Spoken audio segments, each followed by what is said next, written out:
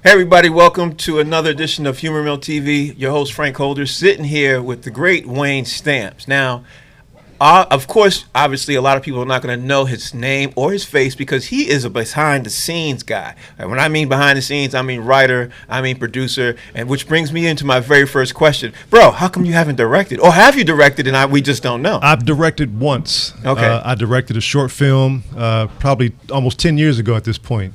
And it was so difficult. It's taken me 10 years to do it again, but it was a great project called Adventures of Old Man. Here's my cast. James Hong from Chinatown. I love that movie. James Hong. Yeah. Every what's it called? Everywhere, Everything, Everywhere, All at Once. Yeah. James Hong. Jamie Farr from MASH. Nichelle Nichols from Star Trek. Wow, I love Nichelle. Marla Gibbs.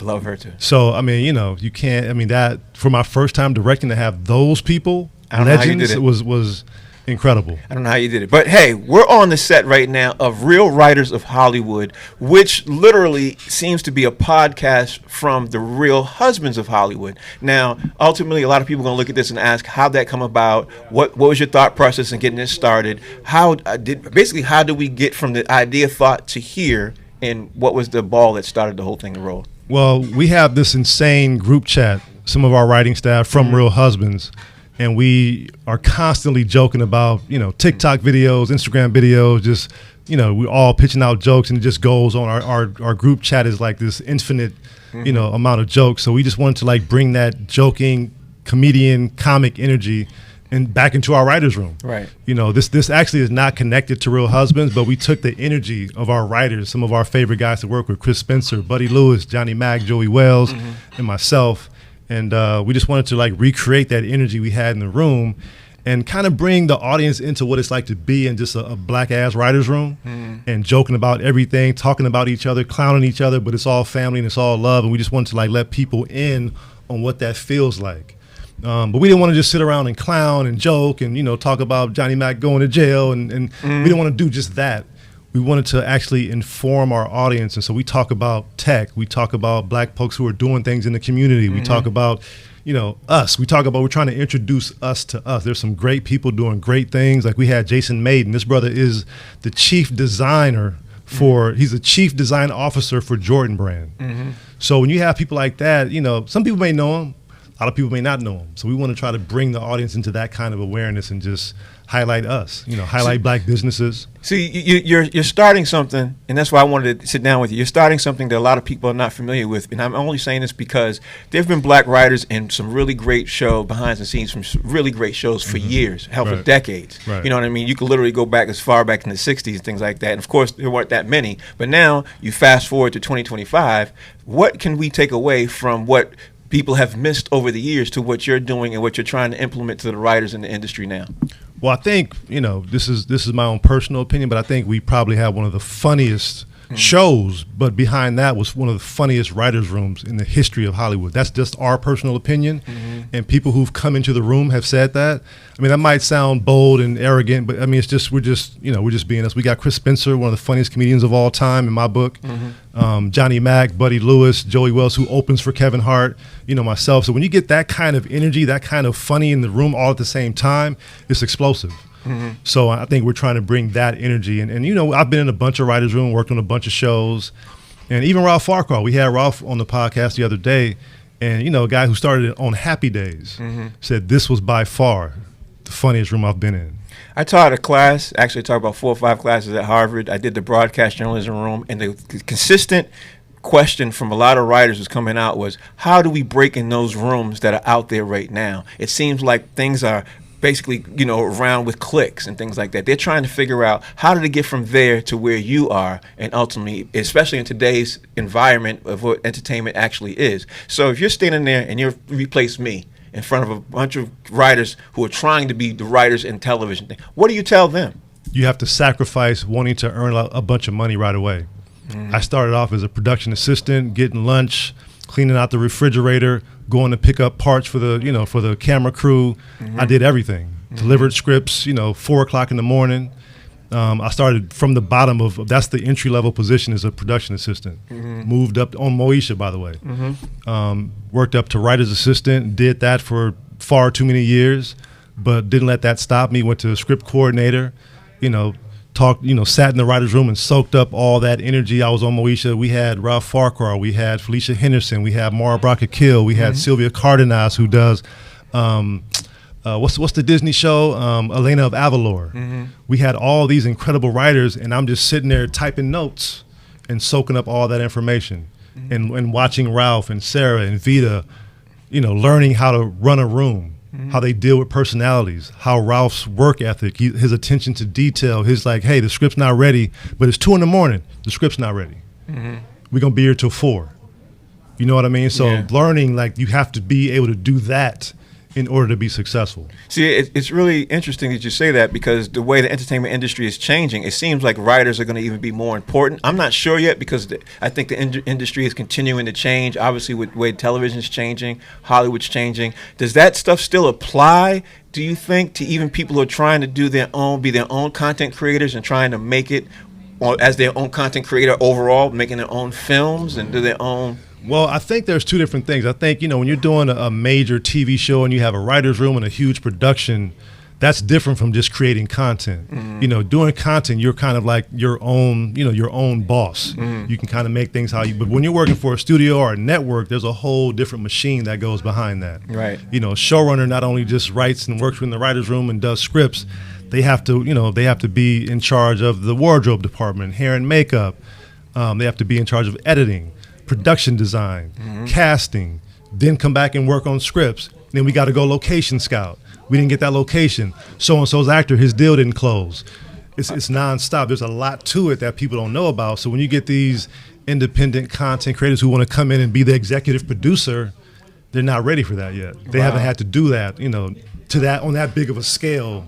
Just doing their own thing. Right. So now let's fast forward. We are sitting here for Real Writers of Hollywood. Real Writers of Hollywood, I'm assuming, is going to cover all the things from the past that you dealt with in the industry, and of course from Real Husbands of Hollywood. So what could we, for the viewer, what could we expect? Like, what are the things we're going to expect? I think what we want to do, like I said, we want to bring people into this environment to see what it's like being in a real writer's room. When we talk about writing and our process, and you know, we talked today about writer's block and how to get through that, and whether we do an outline or not. So there's all the technical stuff about writing, but there's also this bigger picture of just learning about all different other things in life. We learn about, you know, AI, which is a huge topic now in Hollywood, and like, what's the future of AI? What's the future of writing for us?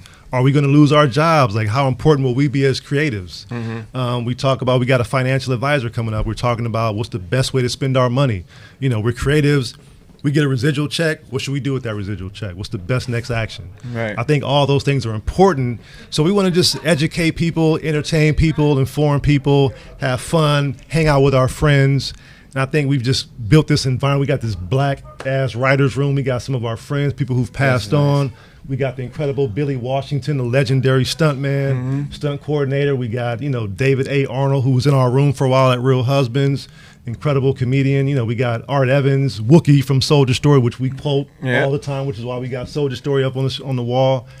We just wanted to like pay tribute to like our friends, people who've moved on, you know, where we've been, our careers, and just have fun with each other, you know, just to play. You know, I like what you're saying. I like what you're doing. You see the big rooms, the big writers' rooms, they get a lot of credit and everything else. How are you feeling right now about writers not getting so much credit as, you know, we talked about this off camera about Friends getting this big to do, you know, Friends writers and stuff like that still being talked about to this day. You know what I mean? But writers like from Real Husbands, which is really amazing because you guys had all kinds of comedy. This is why I watched it. You had all kinds of different comedy. What you like, this kind of comedy, that kind of, you had all kinds of comedy. Do you feel in any way slighted because you guys are not being recognized from what you've done in any way, shape, or form? I mean, I think one of the things with being a writer, you get used to rejection. I mean, you pitch something, I don't like that. You turn the script in, this was terrible. You get used to rejection.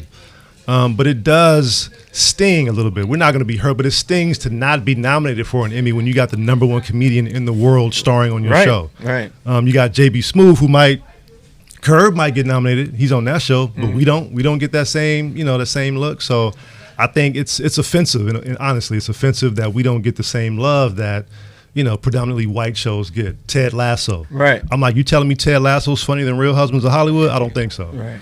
So I think that part of it stings. So I think we're all we have a little bit of that chip on our shoulder, but in the room it's all love. Right. We might go at it, you know, talk about each other, but it's all family, really. We're all brothers and sisters. We have other, women in the room who've been with us: Michelle Listenby Brown, Ambria. We've had Allison Faust, some other writers, but it's a family for real. Like, they can drop in anytime. I'm sure we'll have them in. Tiffany Haddish, who at one point we had to sideline because the network didn't want her hitting on Boris, and they didn't want to touch their relationship. He and Nicole, and then she goes off and does Girls Trip, and we're like, we tried to tell you, right? She's funny as shit. Right. You know what I mean? So. So we're just trying to bring that same, comedy energy and into the room. And like I said, it's not really connected with Real Husbands, but we're bringing our crew from that show because we've written, like I said, on, Dad Stop Embarrassing Me. Johnny Mac just wrote, directed, and produced, his own movie, Not Another Church Movie. That's Johnny Mac. Chris did his movie, Back on the Strip. So we're doing other things, but we always stay in contact, and we always, make sure we're looking out for each other for jobs. And Johnny Mac gave me my first acting job.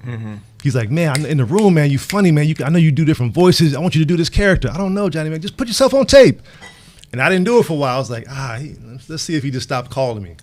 Like, yo, man, I didn't get your tape, man. When are you going to do it? And I'm like, all right, he's serious. So I did it. Next thing you know, I'm in Johnny Mac's movie. You got the part. Flying me first class to Savannah. Wow. He saw something in me I didn't see in myself. Like, he's like, you're going to be great, I'm telling you. Like, all right, man. I don't want to mess up the movie, man. If this is your thing, And we did it. But that's the brotherhood that we had. That's the friendship that we bring in. And all the guys from the show, whether it's, we have Boris Kojo, Dwayne Martin, Jackie Long. Like these are all of our friends. We're all family at this point. So whatever we go off and do outside of, Real Husbands and BET, we're all still together.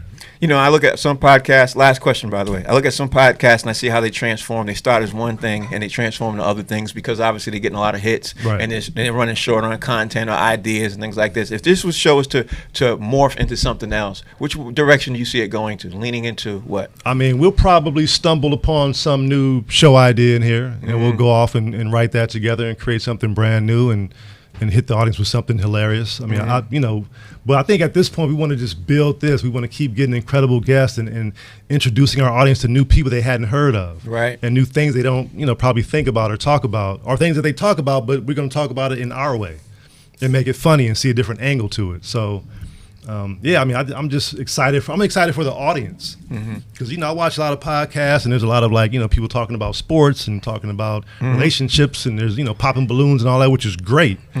But we can do all of that and add our, twisted comedic sense to it. And it's a totally different experience.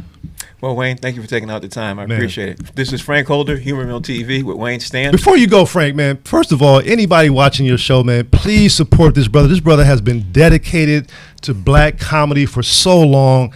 I think all of us should rally around this brother. He's got an incredible award show you haven't seen yet, but when it comes out, support it. Let's try to blow up this publication, The Humor Mill, make it the biggest, greatest black comedy entertainment publication in the country, in the world. Please support Mr. Frank Holder. Let's do this. Thank you, Wayne. I appreciate it. You got it. Thank you.